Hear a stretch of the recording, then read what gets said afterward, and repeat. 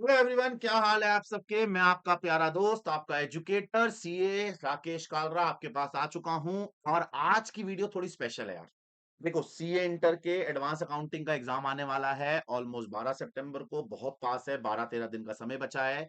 तो अकाउंट्स के एग्जाम का पैटर्न क्या होगा ये कंफर्म हो चुका है कि एग्जाम के अकाउंट का पैटर्न यही रहेगा। पेपर कैसे आएगा आज मैं आपको वो डिस्कस कर देता हूं कि क्या कहां से कैसे आएगा। को मैंने आपके सामने एक प्रॉपर शीट बनाई है कि पेपर का पैटर्न क्या रहेगा। सामने स्क्रीन पे देखो, एडवांस अकाउंट का पेपर पैटर्न ऐसे ही आएगा। कैसे आएगा सर? तो इसके दो पार्ट आएंगे पेपर में। एक्चुअल में पेपर आपको दो पार्ट में ही मिलेगा। Part A part B, twelfth की तरह नहीं कि पहले ऊपर पार्ट ए बाद में पार्ट बी, नहीं। ये दोनों अलग अलग मिलेंगे, पार्ट ए और पार्ट बी। जिसमें ये जो पार्ट ए है ना, ये आपको ओएमआर शीट में मिलेगा एमसीक्यू में। जैसे फाउंडेशन में मैथ्स और इको का एग्जाम करके आते थे, याद है?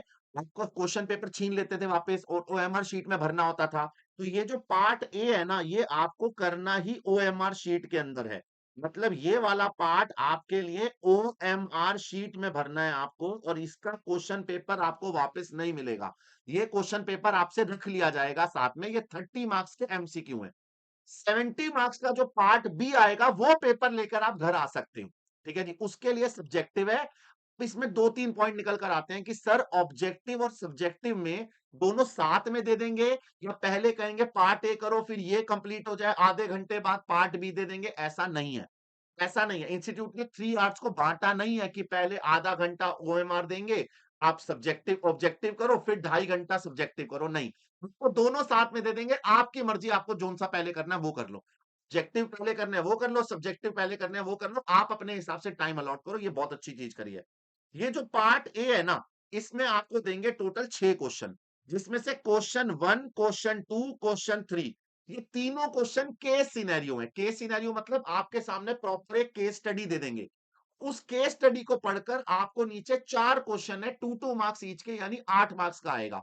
तो यानी अगर आप ध्यान से देखें तो total question 1, question 2, question 3 case scenario. Mostly ये बाय बैक या अकाउंटिंग स्टैंडर्ड पे ही आते हैं। और आपको नीचे 4 एमसीक्यू देंगे, 2 मार्क्स ईच, कोई चॉइस नहीं है। यानी क्वेश्चन नंबर 1 और 2 और 1, 3 टोटल 8-8 मार्क्स के हैं, 24 नंबर के तो यही हैं। बाकी जो क्वेश्चन नंबर 4, 5 और 6 है, ये इंडिविजुअल एमसीक्यू है। ये भी एमसीक्यू है, बट ये इंडिविजुअल एमसीक्यू है। मतलब इसके अंदर कोई केस सिनेरियो नहीं है। जैसे आप एमसीक्यू फाउंडेशन में करते थे ना, इको और मैथ्स के, कि क्वेश्चन आ गया एमसीक्यू फिर अगला क्वेश्चन, जैसे फोर्थ का फिफ्थ से कोई लेना देना नहीं है। ये वाले जो 4 क्वेश्चन होंगे ना, 2 मार्क्स ईच 8 वाले, ये इसमें कनेक्टेड होंगे। इनको एक दूसरे से लेना देना होगा। इन 4, 5, 6 का आपस में लेना देना नहीं है। ये टोटल मिला के आपके क्वेश्चन गिन लो, 4, 4, 8, 4, 12, 13, 14, 15, 15 एमसीक्यू आएंगे आपके पास, 2 मार्क्स ईच के। ठीक है जी। फिर आएगा पार्ट बी। अब ये पार्ट बी सब्जेक्टिव है, इसके लिए ओएमआर शीट नहीं मिलेगी, प्रॉपर पेपर में सॉल्व करना है। ये 70 मार्क्स का पेपर है। पेपर 70 का नहीं आएगा, पेपर आएगा 84 मार्क्स का। आपको 84 में से 70 करना है। एक 14 नंबर के क्वेश्चन में आएगी चॉइस। अब ये क्वेश्चन कैसे आएगा? इसका जो क्वेश्चन नंबर 1 है 14 मार्क्स का, ये कंपलसरी क्वेश्चन है। मतलब आप ये छोड़ नहीं सकते, ये चॉइस ही नहीं है, ये तो करना ही करना है। और 99% ये एएस में से आएगा। एएस नंबर 20 आ सकता है, एएस नंबर 19 आ सकता है, या इस बार मेरी गट फीलिंग कह रही है एएस नंबर 15 या 28 आएगा। I am damn sure question number 15 या एएस नंबर 15 या 28 का आएगा क्वेश्चन नंबर 1। मैं गारंटी, मतलब मेरे अंदर की फीलिंग यही कहती है। क्वेश्चन नंबर 2 से लेके क्वेश्चन नंबर 6 सारे 14 मार्क्स ईच के हैं। 2, 3, 4, 5, 6 5 हो गए। 5 सारे 14 14 के हैं। बस आपको कोई एक अटेम्प्ट करना है, एनी 4, एक छोड़ना है, सॉरी, अटेम्प्ट एनी 4, कोई एक 14 नंबर का आप क्वेश्चन छोड़ सकते हैं। 4 आप इसमें से करेंगे, एक ये वाला करेंगे, टोटल 70 नंबर हो जाएंगे। मेरी बात सुनो सर, 14 मार्क्स का क्या पूरा क्वेश्चन एक ही आता है, या 7 7 या 5 5 4? देखो, जनरली इंस्टीट्यूट ने पिछले अटेम्प्ट को अगर मैं मद्देनजर रखूं, तो क्वेश्चन नंबर 1 जो था ना, वो 5 5 4 था। 5 5 और 4, 5 5 नंबर के एएस और 4 नंबर का भी एएस।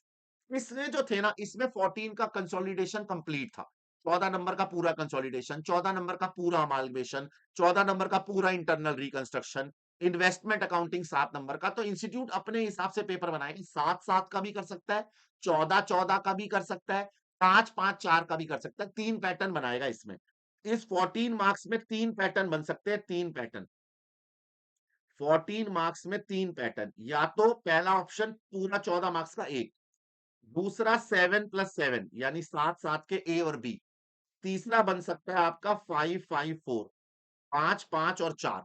ये 3 पैटर्न बन सकते हैं आपके। 99% यही रहेगा और कोई पैटर्न में चेंज नहीं आएगा। अब सर, जो एक 14 नंबर का छोड़ना है बेटे, वो कंप्लीट कोई भी एक क्वेश्चन छोड़ना है, ऐसा नहीं इसका एक पार्ट कर ले उसका एक पार्ट कर ले, ये नहीं कर सकते। ये है आपके पूरे एडवांस अकाउंट का pattern. Part A, part B, part A MCQ, part B subjective, MCQ को ओएमआर में करना है, पार्ट बी को आपको प्रॉपर सब्जेक्टिव के तरीके से सॉल्व करना है। पार्ट ए पार्ट बी का अलग अलग टाइम नहीं है, दोनों साथ में मिलेंगे। पार्ट ए में 3 case scenario, 3 normal individual MCQ, part B में क्वेश्चन 1 मैंडेटरी, क्वेश्चन 2 टू 6 के अंदर कोई एक छोड़ना है। ठीक है जी। आशा करता हूँ पैटर्न समझ में आया होगा। इस पैटर्न को दिमाग में बिठा लो और प्रैक्टिस इसी तरीके से करो। ठीक है।